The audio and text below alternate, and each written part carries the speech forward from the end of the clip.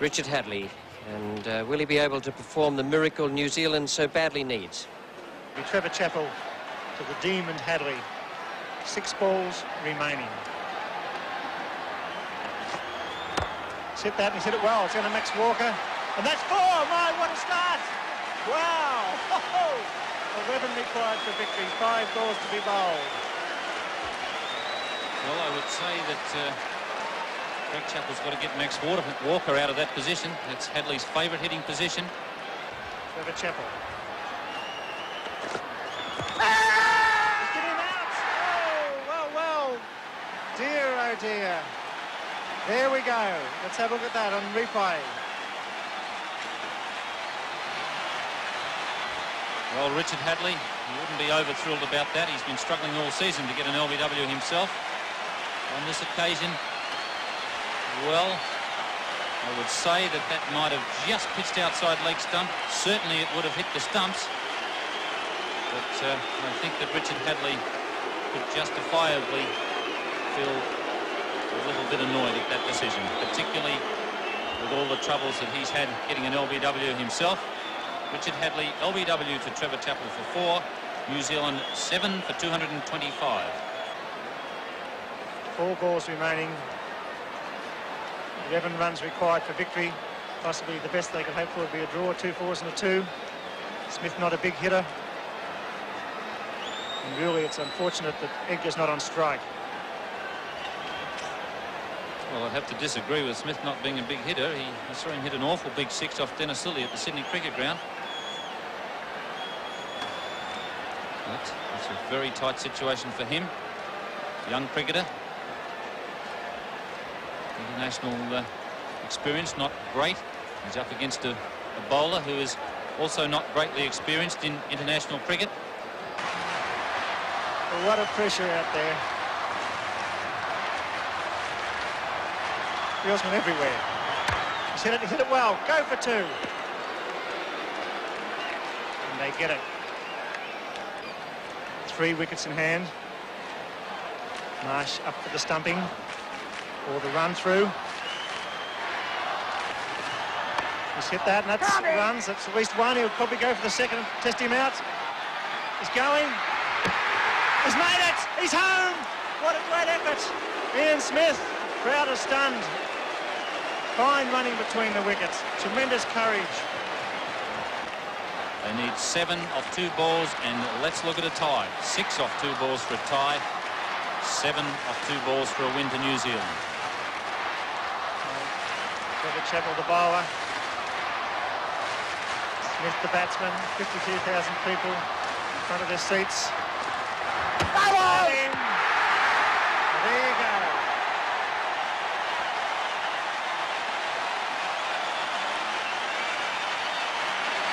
Trevor Chappell, short of the length. Trevor Chappell coming on to bowl the last and vital over. Put away for 4, and he's picked up 2 wickets.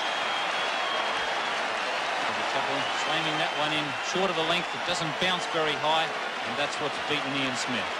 The fact that it's kept a little bit low. He was hitting across the line, looking for the big hit over mid-wicket. It's gone underneath his bat and just hit about just under halfway up the stumps. Ian Smith is out, bowled Trevor Chappell for 4. 8 down for 229, and New Zealand's only hope now is a 6 off the last ball for a tie.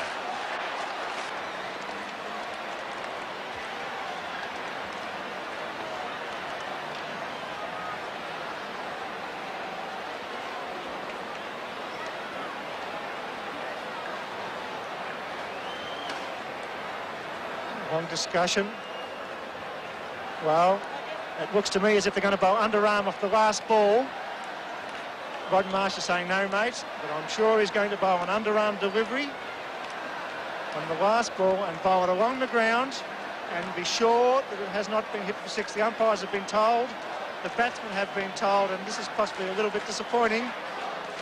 Let's make sure it is an underarm, but I've got the feeling, as an ex-Victorian skipper, we're going to bowl an underarm. Have you ever believed it? And that's a disappointing finish. Disappointed Brian McKechnie, the crowd boo. And it's all over. After 50 overs, New Zealand 8 for 229.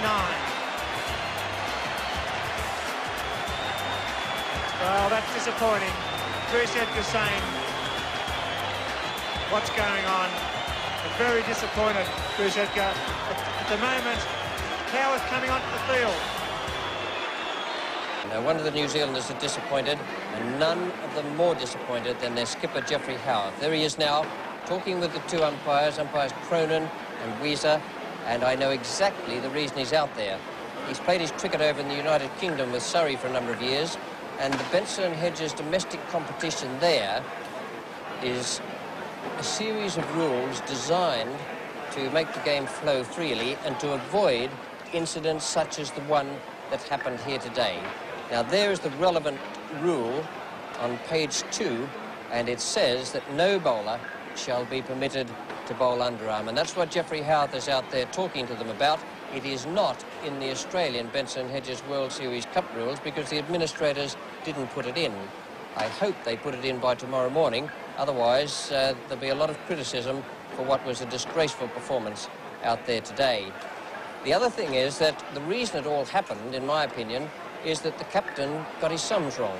Now, from over number 42, we were saying in the commentary box that he'd made a nonsense of it and that he was going to be in trouble having Lilly bowl the 50th over, which was the ideal thing to do. You must have your best bowler bowl the 50th over. And Lilly, Marsh and Greg Chappell and Hughes were there counting on their fingers trying to work out who should bowl 46, 7, 8, 9 and 50. As it turned out, the sums were done so badly that Trevor Chappell was left to bowl the 50th over, and that's how it all happened. It was panic stations, and then when McKechnie had to hit a 6 off the last ball, just to tie, mind you, not to win, just to tie, then the panic became real, and they made certain that New Zealand couldn't tie the match. Now, everyone around Australia will have their own ideas on that, and we always get letters and phone calls about different things that happen, so I don't expect anyone to agree with me. I don't expect that you'll get more than 50% agreement on anything. Let me just tell you what I think about it. I think it was a disgraceful performance from a captain who got his sums wrong today, and I think it should never be permitted to happen again. We keep reading and hearing that the players are under a lot of pressure and that they're tired and jaded and perhaps their judgment and their skill is blunted. Well, perhaps they might advance that as an excuse for what happened out there today. Not with me, they don't. I think it was a very poor performance, one of the worst things I have ever seen done.